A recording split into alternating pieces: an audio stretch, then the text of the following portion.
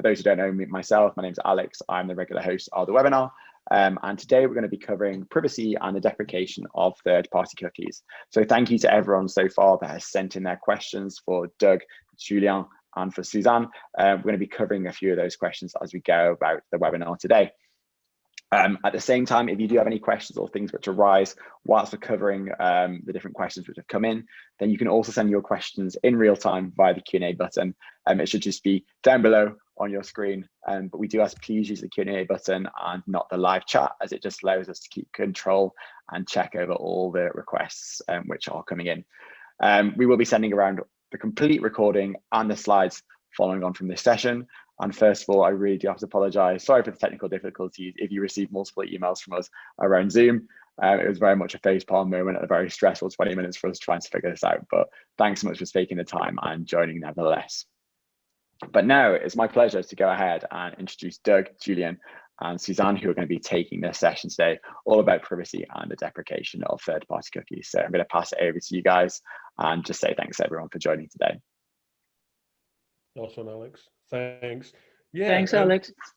I'm really keen to try this different format, and do give feedback again in the Q&A. You know, rather than having death by PowerPoint, you know, more slides. There's more to life than slides and calls.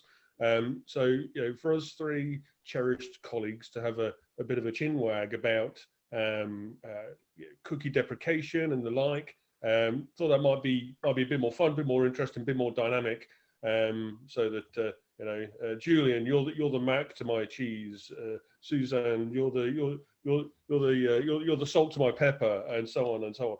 So you know, let's agree, let's disagree, let's have some heated debate about cookie deprecation. I think we need to start there actually and say, okay, you know, it's not about cookies going away as such. It's not about all cookies. You know, we need cookies, right? I do remember a time before before the dinosaurs probably, where cookies just in general were considered bad. You know, I was working on a global intranet where, you know, there were no cookies allowed because the users were afraid of them, and we had sufficient login via a Windows domain. It was that long ago. But now we need cookies. You know, we're still going to have first-party cookies, or are we, or for some time?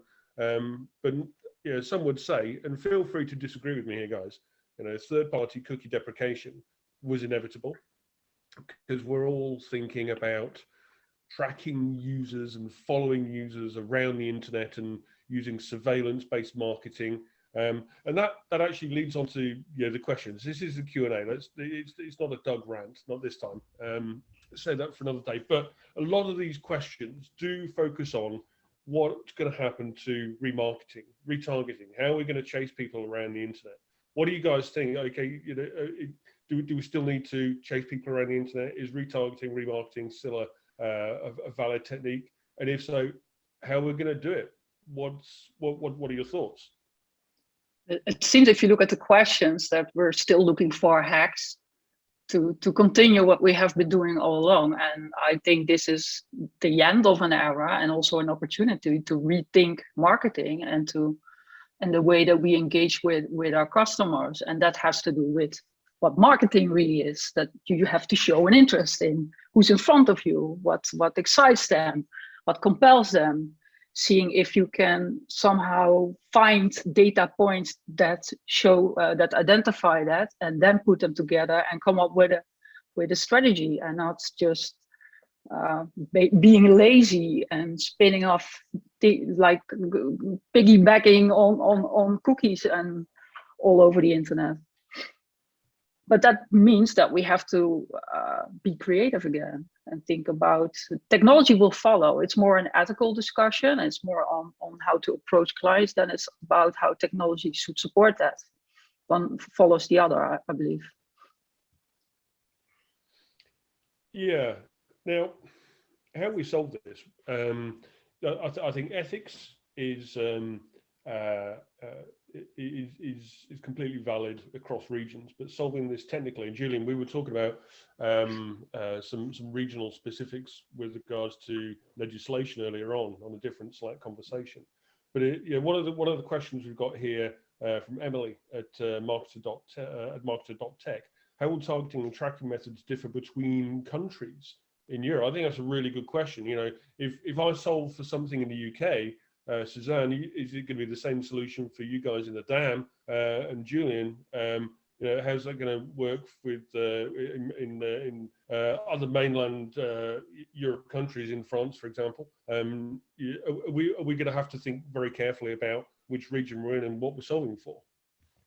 Oh yeah, sure, definitely. And there's also the issue of what constitutes an actual legislation and how far can you poke the bear. What are the limitations of the regulation? How enforceable is a regulation? Because I'm French, I'm going to be focusing on the what I know, right? So we have a privacy authority in France called the CNIL, CNIL. So that's essentially the arm of GDPR in France. And for a while, they've had a hard time understanding that GDPR was not a directive, but a regulation. So they had a hard time reconciling the two. And now I have other things coming on top of GDPR, such as e-privacy, which you and I were discussing, Doug.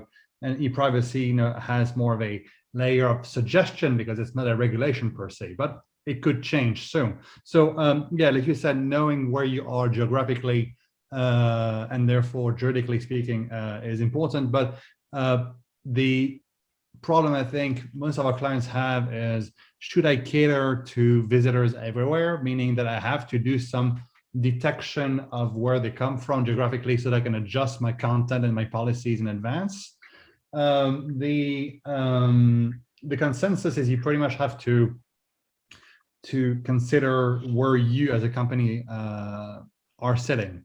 So if I'm a French company, I should be focusing on the fact that my audience should be 99% French or French speaking, and therefore, EU based. So I'm well within one legal framework. However, if I'm a US company, I don't know if my customers can come from Mexico or Canada or literally anywhere in the world. So that can cause legal problems.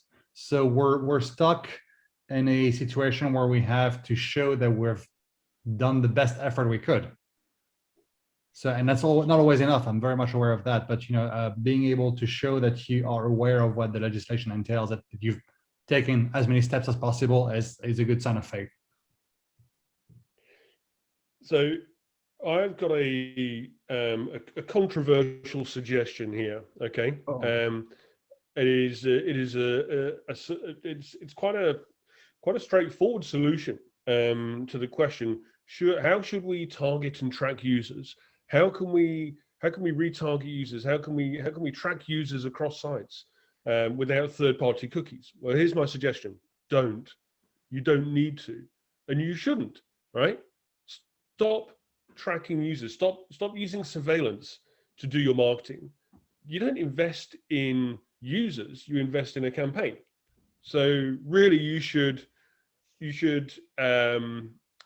the campaign, not the user. Measure the performance of the campaign. Therefore, you don't need to track users. You don't need third-party cookies to do that. A lot of the privacy sandbox technology that Google are offering. We'll talk about this in due course, I'm sure. But a lot of the technologies there are enabling us to replicate the functionality of cross-site measurement, but in a privacy-safe way without the need for third-party cookies. So, Suzanne, Julien, what do you guys think? Should we just stop tracking users, stop measuring users? Frankly, we should. We should, and we should as companies, as publishers, as advertisers, we totally should. As companies who make money, making sure an ad leads to, on one side leads to a conversion on another, that's another story. But I think the way to go around that is frankly to deepen the relationship with the customers, with the prospects, and then do some sort of ID reconciliation or resolution in the back end. And that also means that you create more compelling content, and that you have more digital assets around, that this customer journey is something that you plan yourself, and you don't need all the ad tech environments anymore. But that's what I was saying about the creativity and rethinking. Maybe it will be that there will be much more campaign sites popping up, all these micro sites or micro moments that you own, that you actually like distribute into the world instead of using existing ecosystems. And it will also mean for all the publishers that they better understand the value of the content that they have, and give more options in creating contextual targeting, for instance, because you're not interested in the person behind, you're interested in if they have the intention or at that point. So it's not relevant. It's exactly what Doug is saying. You should track if the campaign is working, if your content is working, and not who the person behind it is. It goes back to something you said right at the very start, Suzanne, which I absolutely agree with. In that, it's proper marketing. It's real marketing. It's not a hack, a workaround. It's not. Also, what we're proposing here, what we're talking about, is not running away from the fact. It's acknowledging the fact that we've got, as an industry, we've got fat and lazy. We've relied on tech that is exploitable by nefarious folks. And stop press. The internet is a pretty lively place and full of people who want to abuse your data. So let's have a safer internet. Now, I want to go back, Julien, you mentioned something just now that I think is really interesting. mbest@taxslayer.com posed a question. I thought this is worth exploring. In terms of Verizon has Connect ID that requires us to pass an email address back to them. And we've got LiveRamp, ATS for marketers, also requires an email address, right? But 80% of their traffic is anonymous. So what's the dealio here? Is there still, so Julien, the point that you made me think about there was one of ID resolution. Is there still a need or any use and value in some form of ID resolution, even with third-party cookies gone away? What do you think about still being able to collect email addresses with consent, of course, and then using them for this kind of purpose? So I think you and I are pretty much aligned on this, Doug, as in, yes, the usage of email address as a way to do ID resolution. I mean, outside of emailing purposes, ID resolution based on email should really only be used for loyalty or retention of your user and such customer base. Other than that, yeah, not so much, because there's so many ways you can engage with let's say a social channel and whatnot, and not use your email. So the impact of email is somewhat limited, unless you want to be contacted by email. Suzanne, I know you're super busy. Have you had any chance to go to that analytics vendors conference that's going on today? No, I haven't. No, sorry. Okay. Well, what they're talking about an awful lot is personalization, and personalization requires one-to-one ID resolution. So I can certainly see a value in doing this. And as you say, Julien, it's one of an argument of retention rather than acquisition. So we're still facing this problem here in terms of recognizing not necessarily the individual, but the behavior of the individual, and what trying to understand what their intent is. So how we're going to approach understanding whether or not someone wants to buy a blue widget or a red thingamabob. How do we understand what the intent signals are, so we can better market to these people? What else is out there? Should we start to talk about FLoCs and the like? And also about recording your relationship, as in making sure that's nurtured based on the information that was shared in full transparency between you guys. And it's all about like the value exchange that's in there. There are other ways of getting information if the customer knows what's in it for them. And maybe you would provide an email if you then can have extended services, or maybe you would share your intention in a sort of a pop-up, and then you get a more personalized experience. But it's more about making that clear and being very transparent. It's not a bad thing to collect data if you want to support your customers, but it's you have to let them know why you're doing what you're doing. And it's also if we're now seeing all these partnerships popping up, where I will share my first-party data with your first-party data. It's also a sort of a threat that's something that doesn't become apparent, that's not transparent, and everybody moves into these partnerships, and we're still replicating then the whole third-party methodology. Only it's not the cookie, it's sharing your information with the next.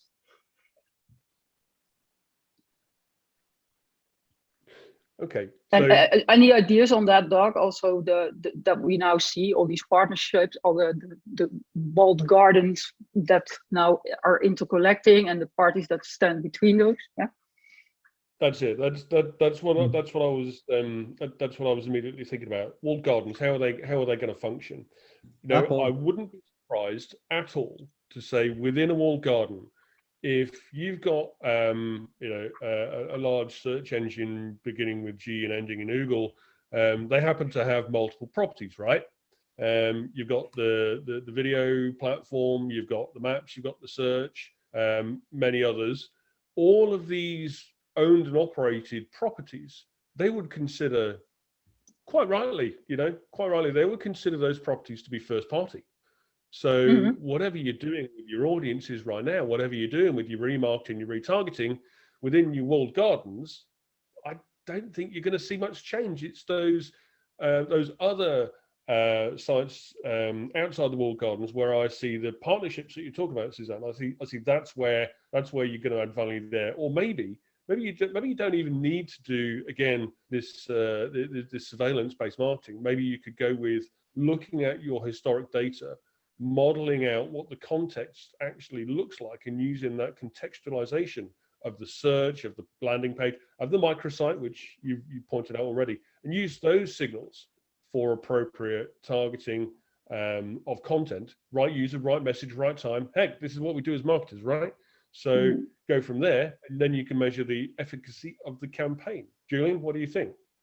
I was going to say right on, and it feeds straight into media mix modeling.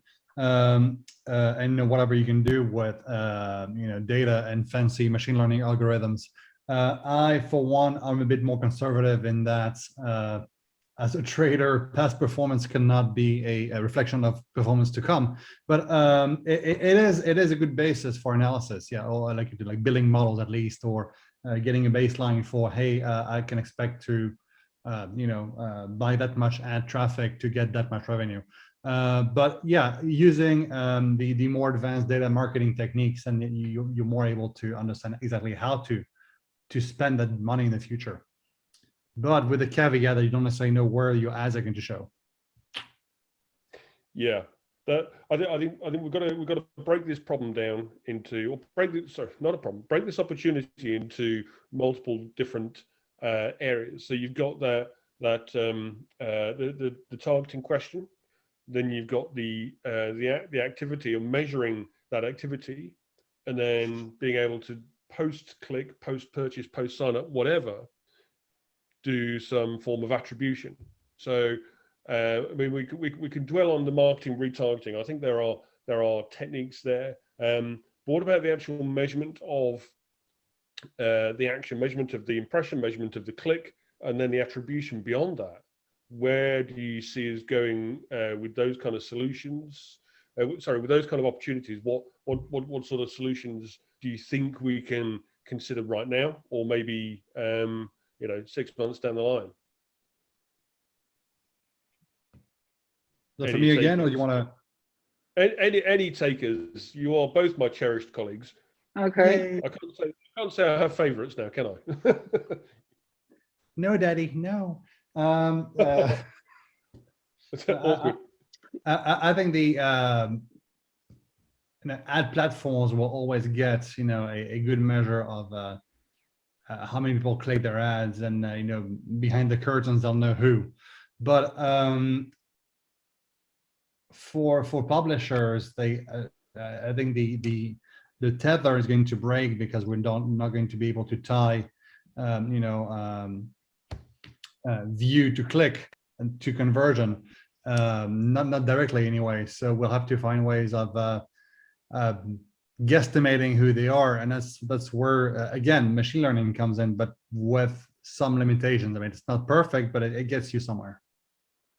Yeah, we still have these deterministic islands where we can actually measure parts, but the spaces in between, that then has to be the more probabilistic, based on like the volumes there and the diminishing effect that you see. So it's a combination that we're heading to, from still a bit multi-touch attribution, especially within the silos itself, and then move towards more MMM, more marketing modeling to fill in the gaps. And we really haven't been like putting very much efforts into that, in making it quicker and making it more efficient. And I think that will be an outcome. I think there's a big question around it is an inevitable shift from deterministic to probabilistic. That's where we're going to have to go, right? And I think it can work, and I think it will work, and I think it does work if it's demonstrated. And here's the trick, right? It's not a trick. Here's the absolutely crucial step. We as practitioners, as data scientists, as data engineers, as marketers, we kind of get this solution. We understand that S4, Mighty Hive, Big Bright Blue, we all have fantastic expertise in these areas, and we can even look at the software. We can look at the algorithm and go, yep, that works. But for us to sell this into a CMO who necessarily isn't technical, then it's a trickier sell. So before we actually lose all capability to do cross-site tracking or whatever, if we are going down a different route, if we're going probabilistic rather than deterministic, we have to have both sets of data to validate that model and say, yeah, you know what, right now we're doing this kind of measurement and we understand that's going to go away. So right now, and this is an action we can take right now. We can simulate what the environment looks like and say, okay, here's an equivalent data set that we've collected at the same time. And look, we're getting the same signals, we're getting the same results. Now that's an easier sell. That's a much more practical opportunity that the CMO can say, yeah, okay, that works for me. Now I'm not sweating my budgets. Now I know that we can still function. We can still make these business decisions based on probabilistic data. Let's go for it. Let's pull the trigger. Hey, Suzanne, have a promotion. Julien, you too. Everyone have a bonus. That's great. So that's the kind of stuff that is going to get you promoted. That's the kind of stuff that's going to get you the bonus. Thank me later. Well, to be fair, our job is always to make your +1 look good. So hopefully it trickles down to you.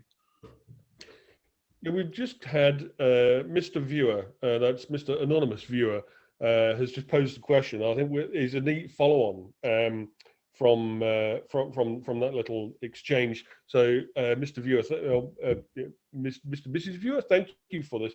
Will multi-touch attribution still exist when cookies go away? Right. So, I want to expand on this. I want to say not just multi-touch attribution, but any other form of data clean room kind of functionality. Because it's a similar kind of need, for that third-party data to actually make this kind of thing work. Are we facing a reality where MTA, data clean rooms, it's all first-party data, kind of loses the value there? What do you guys think? No, we will never use it as a first-party data. Is the essential. That's the foundation on which you build everything, and then we need to look from there how we can fill in the gaps. And it could also be that we're experimenting like crazy. Like there's no hypothesis anymore. Let's put it out there and see what works and prove to ourselves that we can do without the old methods and come up with new ways. But that's also part of companies need to have this ingrained. They need to have this experimentation culture there, that they understand that for any idea that they have, for any new type of content and campaign that goes out there, that there are its version, that there are multiple options there, and that they use whatever is the result to start anew or to optimize while running. And that's it, even if you want to use both the MTA and the MMM, that's the way to go, to show that it works, to show what you leave. And it's also with using Google's consent mode, or to double check it, do it on your own data, seeing what's missing, keep testing. Yeah, for sure. Also, something we have to consider as we keep talking about the deprecation or the impending doom of the third-party cookie, but to paraphrase a good debate, not all cookies matter. As in, yeah, the third-party cookie is going away, but like the first-party cookie still has, you know, great days ahead of it. I mean, say, yeah, sure, it's contingent on consent, but I mean, we're not going to stop what we're doing right away. So yes, it makes things a lot more difficult to like for MTA, for MMM, but at least you get some part of the picture. And frankly, I, for one, for years have been, you know, advocating for, I don't really care about exact volumes, because, you know, if I'm just going to count revenue, I mean, I have my e-commerce platform to do that for me. So I really want to focus on trends, on percentages, on probability, because again, we're back to that debate on deterministic to probabilistic, because that's where you get the better answers anyway. Assuming I can measure that part of my traffic, do the people who stay on, or the people who I can measure do what I want the website or the app to do. And that's what matters. Yeah, we place far too much emphasis on the exacts, and there are no exacts. It's still be a piece of JavaScript. It will still be technology. You want to look for trends. Yeah. So as I like to say these days, I mean, the free all-you-can-eat buffet has now closed. We're on a diet, so we'll all be better for it.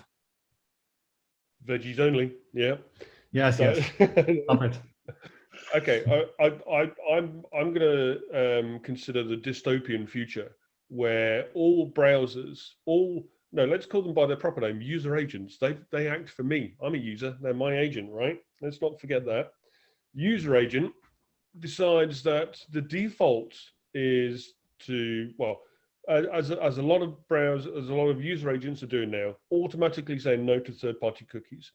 What if they all automatically go with no, I'm not going to have, I'm not going to consent? What if they automatically understand, say, your cookie bots, you want trust, and they say no consent for you? What if we have no? And I'm gonna. This is a leading question. What if we have no ability to set a cookie using that piece of JavaScript that Suzanne was talking about? What if we have right now, what is it? ITP limits first-party cookie set client side to 7 days. What if it goes to 1 day? What if it goes to 3 hours? Well, you know, some tiny window. I think we've got an inevitable technology direction to take there, and we're already going down that route. Yeah. Or do we though? Because back to your remark about tracking the campaign and the user, that's exactly what we need. The only type of cookie we should get, if we're going down that route, we just need to have the cookies that are deemed functional, necessary, otherwise the site features break. And I'm not sure a consent management platform is going to detect which cookies are good enough to be let through, or even the browsers for that matter. So unless we find a way to make browsers or user agents behave in a way that we can still have a transactional websites or something with some degree of a user profile or personalization, then you know we're going to have a bad time. Okay, I got 2 points on that, just real quick. So I think server-side data collection and therefore server-side cookies are where we're going to go, because that is essentially where ITP wants you to go, and they are the safe cookies that you can set. I said I had 2 points, and I've only remembered one. What else was I going to say? First party cookies. Never mind. Okay, one point. we've got another question coming in, but Suzanne, do you want to expand on any of this at all? Maybe that we can sort of clarify the whole server-side tagging and tracking and what's the difference, because a lot of people think that this then stands on your server, but it's really more a cleaning room. It's a proxy standing between you and the server, where you can enrich and where you can collect and then send it out to whatever vendor you want to send it out to. Yeah, so that we explain the concept of server-side tagging and why that's a solution and what we miss if it's all server-side. That was the other thing I was going to mention. Senior person moment, senior in age. I forgot it. So yeah, say for example, through my user agent, I transact and I buy that blue widget, right? Well, first of all, I request a page, and that request goes to server. And server says, sure, you can have that page. Oh, and by the way, analytics vendor, whilst I'm returning the page, analytics vendor, this guy over here looked at this page. That's the server, the web server, quite literally telling analytics vendor, record this piece of information, which, you know, for those of a certain age, Julien, like you and I, we remember back in the days of log file analysis, that was not that different. It's a bit, it is a bit different, but in that response, setting that, or in the response of delivering the page, we also deliver a HTTP only cookie, a server-side cookie with the response header set cookie. We set the cookie. We don't use the document.cookie JavaScript API, likely deprecation on the horizon, who knows when. But let's prepare for that. Let's go with server-side measurement, server-side setting cookies. That is coming from the domain that you're talking to, therefore it's safe. So if we know, if we can say, yes, we deterministically served that page and we served that cookie and we recorded that, that serving of that page, then not only do we have a more reliable first-party data collection, we have more accuracy as well, more confidence in that data. But Doug, what was happening? Technology, sorry. No, go ahead. You go ahead, Julien. I had raised my hand, madam. Thank you so much. But Doug, what's happening with all these evil companies masquerading the subdomain name as first party? Well, then we come back to Suzanne's point earlier on, one of ethics, one of being, well, I go beyond ethics. I say you got to be righteous. I think, you know, if you think it's okay to be nefarious, then is there a technology solution for that? I think, you know, for those of us who want to be able to do good and correct measurement, then, you know, let's bake. Or how long will it be until we have a measurement layer of functionality baked into something that serves site? How long before WordPress will talk server to server with other analytics vendor endpoints, that kind of stuff? Is that too far away? I think it's the right thing to do personally. I'd rather have a reliable data collection with consent by someone who is responsibly using that data. Do you not think? That's already happening in the WordPress bit, but yeah. Yeah.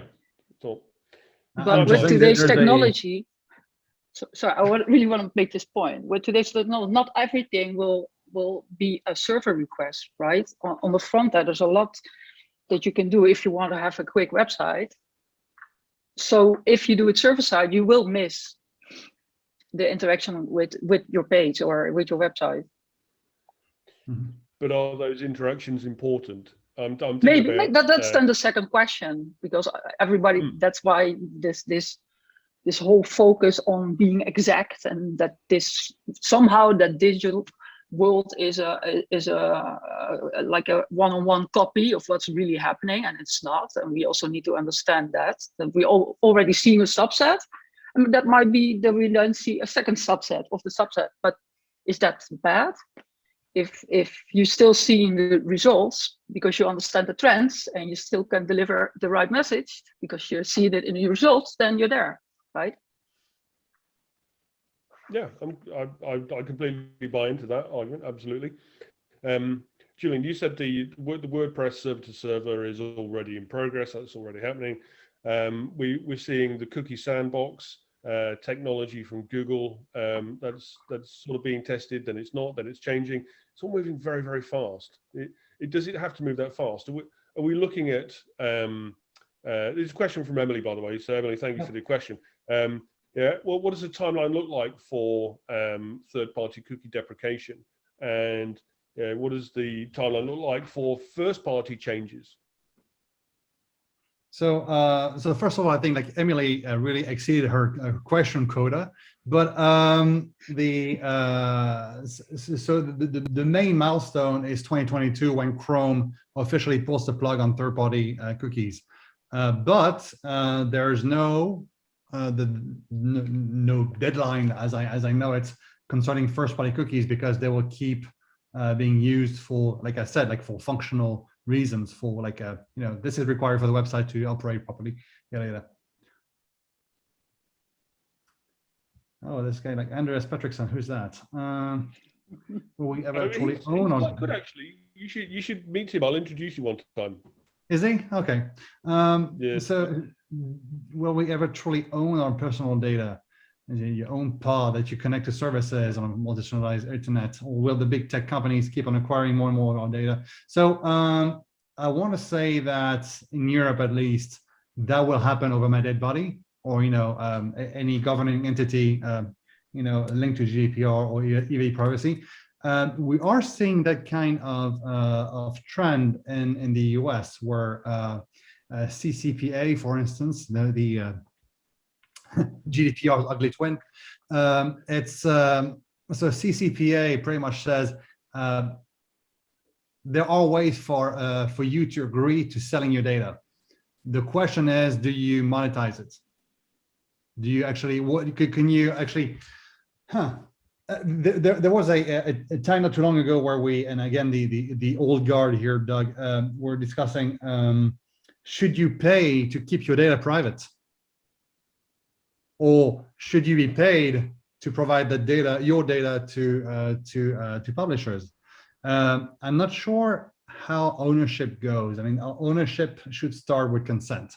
So back to ethics, back to don't be an ass with data. Ask for consent, because you know, you never know what can happen with it. Oh, here's a good one for you there, Doug. Can you explain FLoC in layman's term, and what are your thoughts on it? Flocking, heck, I mean, flock me. How the flock am I going to explain this flocking thing?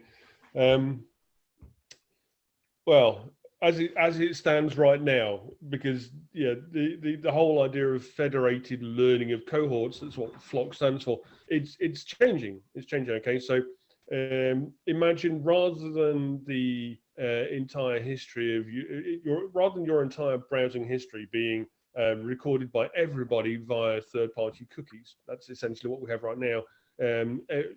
This third-party cookie gets set, and a third party can see where you're going, what you're doing, for obvious purposes.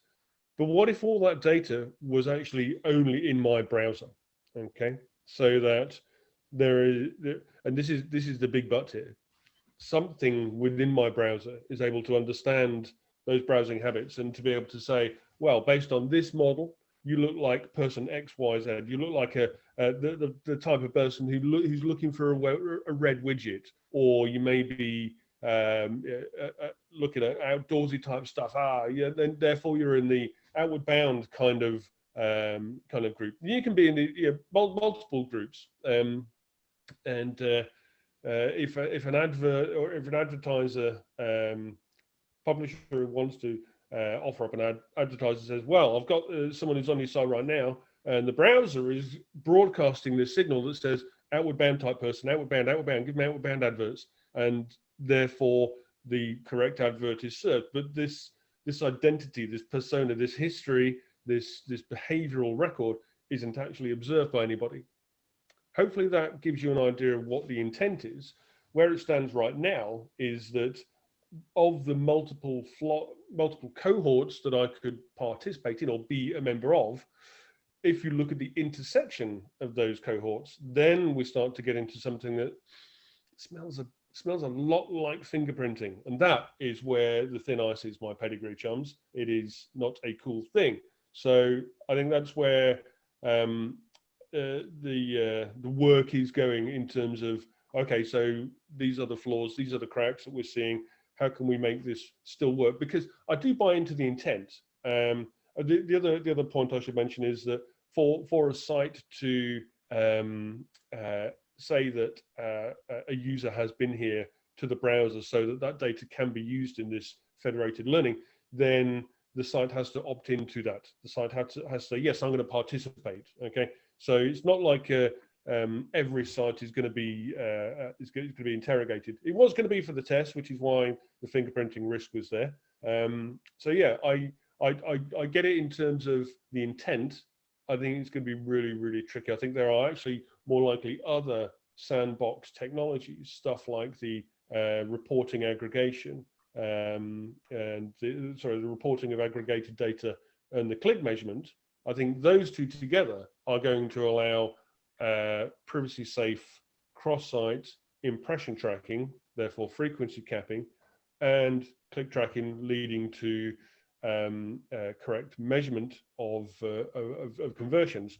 They sound quite likely. We're going to start testing with these guys.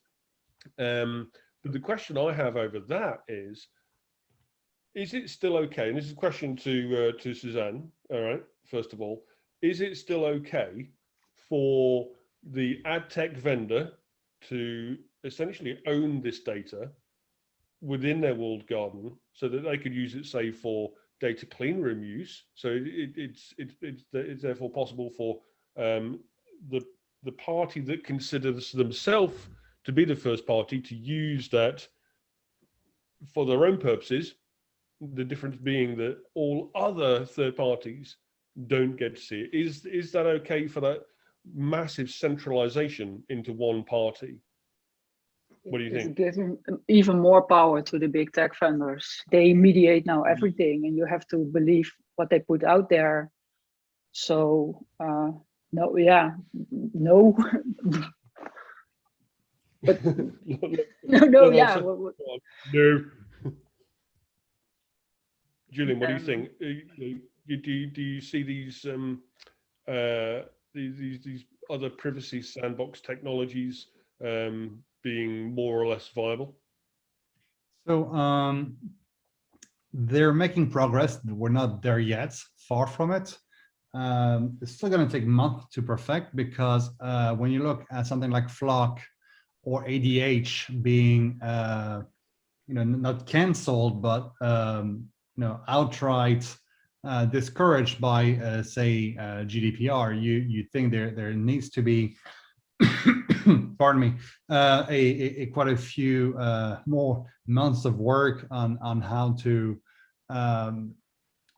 perform that kind of, fingerprinting, for like a term, or like the reconciliation of your data without going over to the dark side.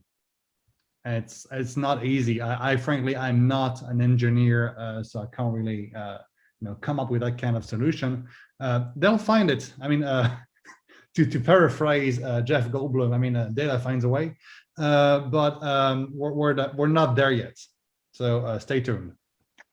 Well, I think you do yourself a disservice. So you are a damn fine engineer, in my view. I try. That too. We're approaching 10 minutes to go. I haven't seen any more questions coming in just yet. I wonder, right? So the title, thinking about the title of the webinar, I think it's only fair for the participants who are still here. Well done, you guys. Let's give them something really actionable that they can take away. Thinking about third-party cookie deprecation, thinking about privacy sandbox, thinking about what should our strategy look like 12, 18 months, 2 years down the line. What would you guys suggest as the really key thing to get right now? Is it a question for the attendees or for us? You know what? It's for Julien and Suzanne first off, but if participants want to offer up any suggestions or questions on that particular subject, knock yourselves out. All right, so the first thing you can do today is look into your tag manager and remove all the tags that don't look kosher. So start with any tags that don't send traffic. Just like open your tag manager, open your web page, and see what kind of tags fire. Like go to your browser console, look under the network tab, and look for like cookies that don't belong in your domain. Remove all those, and that will be a good start. I would go back to my first point as in rethink marketing. How can you be engaging? How can you be interesting? What compelling product, service do you have? And how can you create your own digital experience somewhere out there? Be creative, rethink it, and start collecting first-party data first on your website or whatever you put out there. And if you then move into other areas, other networks, other environments, test like crazy, and you don't need the properties of the person behind. You can see if a message is working or if it's not, if a channel is working or if it's not. So I would say focus on that, extending your first party data. Yeah, I think a combination of both answers here is something I was thinking of in terms of, you know, having a damn good audit of what your current data collection looks like, and then checking out the stuff that is of less value. So if it is of less value or no value, then you know, the leaner your data collection, the more likely you're going to be able to see a signal in that data. So if you're facing a future where data sparsity is a thing, then you've got to make sure that whatever signal you're getting from that data is a damn good one, right? So already you can say, is this metric that I'm collecting used in a KPI? Does it have a target? And if I exceed the target, am I going to get promoted? If no to any of those, then get it out. If that metric that I'm collecting is used in some sort of classification or predictive model, if it's used in forecasting, cool. If not, off you go. No place in here. You can really lean down. Julien, go ahead, mate. I was going to say to that last remark, I am very much a proponent of, you know, if it doesn't count, don't count it, to paraphrase Einstein again. But I have been proven wrong in the past. As in using machine learning, I can now do logistical regression and see at which parameters, which data points actually contributes to my conversion. And I didn't know about that, but yeah, using machine learning is going to help us identify which data points we don't need. Are they a contributing factor to whatever sort of model I'm running? That's an absolutely valid point. And to support you on that, to back you up on that, I suggest if you identify a metric that is not qualified in the, you know, is it in a KPI? Is it already in a model? If it's none of those two, you can still consider it to be of value if it is part of a hypothesis. If you think, well, if I knew this, if I was able to measure this, then I might be able to use it in a model. Then it might be useful as a KPI. Let's test it. You know, there are still, I think, a set of really actionable heuristics that you can employ right now to say, am I collecting this data right? Is it right to collect this data? Yeah, so you're essentially saying that machine learning can tell you whether your data sparks joy and whether you should, you know, let it go. Let it go. Yeah, don't use platform-specific KPIs or metrics.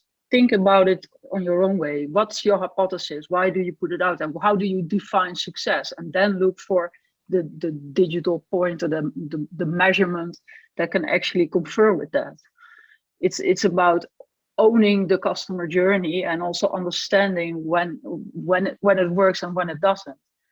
And set out campaigns to learn more about your customer, not just having your own hypothesis confirmed, but build it around that, build it around learning and understanding if you're moving into the right direction. Okay, I'm gonna be adversarial here momentarily. Okay, so my learned colleagues here, you guys, example of journey. So I'll come back to a second. Example of journey KPIs recommended. Not sure what you mean there, guys. Do you like user journeys? Journey KPIs. Let's not measure engagement now, kids. Friends don't let friends measure engagement. So like the number of Journey fans. I'm one. Yeah. Okay, maybe I'll come back in the Q&A. We should expand that on the Q&A rather than. Okay, we're still in the chat. References made to platform KPIs. Okay, Suzanne, I think this question is for you then. Because you have bounce rate or because you have whatever, that shouldn't be something that you then have to sort of intrinsically adopt and say, okay, now I'll measure my business according to these delivered as in platform metrics.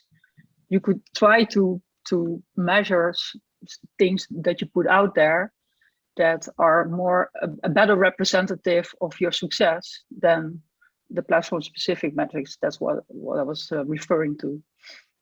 So first start off with, this is the way that I'm going to compel my customers, then try to see where they are at and how you can measure if you're successful, and define your own KPIs in that to understand how your customers move along the customer journey. And if it's not possible to represent the full customer journey, then break it into pieces.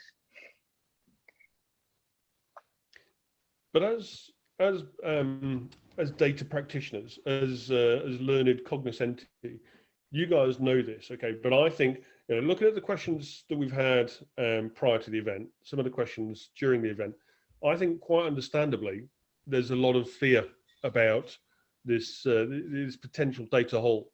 So for somebody who isn't technical, or for people who are technical who need to be able to present a story to a CMO who's not technical, what do we say in terms of allaying those fears that the advertising on the internet world is coming to an end?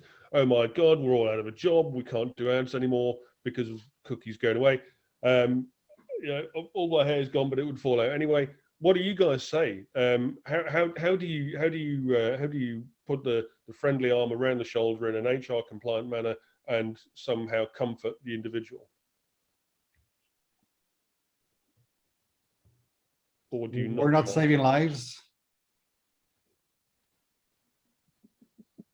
Oh, you were snarky. Come on, Suzanne. Yeah, I'm returning to the same point again. Start off building meaningful relationships and collect the data there in the most transparent possible way. Learn more about your customer, show them what's in there for them, and then see if you can partner up either with the known vendors, but also with other partners in extending your data sets in to be able to even bring more engaging experiences. In a separate Slack conversation, you use the words, Suzanne, you use the words, let's help them kick the habit. And that habit is one of being addicted to messy, horrible data, right? Yeah, it's not doing the investment and fully understanding who's in front of you, but going for a lazy way in putting your message in front of somebody. And we should return back to the drawing board in that sense. We should start investing again in our customers, and should step away from easy ways of targeting and frequency capping. It's all based on assumption that this helps, if it's better or it's a more engaged relationship that you're now in front of, but I'm not sure. So really see what success looks like on a digital, but also in an offline encounter, and start seeing how you can embed and extend on that. I think it's very much in line with some of the questions we had earlier on. The fact that the timeline means that we can have these thoughts now. You can give this advice at this point and start to get out of those bad habits. Do that now, whilst you still have the opportunity to do that in a safe and validated manner.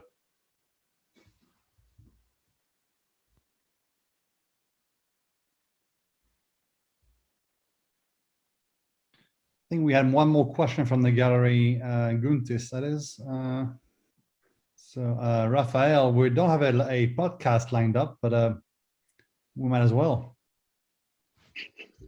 Microphone at the ready to cast. Okay, I think maybe one we're on last the point, hour. guys. Yeah, What's your idea on CDPs? Will these be the solution that everybody is waiting for it, and how should we consider these in a full customer data strategy? Julien, you go first. I'm going to go ahead and say that CDPs and DMPs are not the answer. They are great at maybe consolidating / federating user IDs, but they're not going to answer all of our problems. So yeah, sorry, I'm a bit pessimistic here, but that's me. I think it's key to think about the functionality. What is doing DSP? What is doing CDP mean, rather than having the CDP. Alex wants us to wrap this up. Fine. It's another session then. Sorry, bye, everyone. guys. All that's worth saying, guys, is thanks so much for joining. If you're still here. Thank you so much, Julien, Doug, and Suzanne. Really, really insightful session. I know I definitely learned a lot, so thanks so much for everything. Guys, if you're still here, then thank you so much for attending. Just going to send over now our masterclass hub, which contains all the recordings for this session. As I said, we will be sending over the recordings and the slides. And if you've got any questions at all in the meantime, you can contact us at masterclass@mightyhack.com. And we'll be more than happy to answer any questions which you have. Or if you've got any follow-up questions from today's session, then we can send those over to Doug, Julien, and Suzanne and try to get an answer to any questions. So thanks so much for attending. We'll be in touch in the next few weeks regarding our next masterclass. But yeah, thanks so much again, guys, and hope to see you all soon again. Thanks, Alex. Thanks, Bye, guys. guys. Bye. Bye.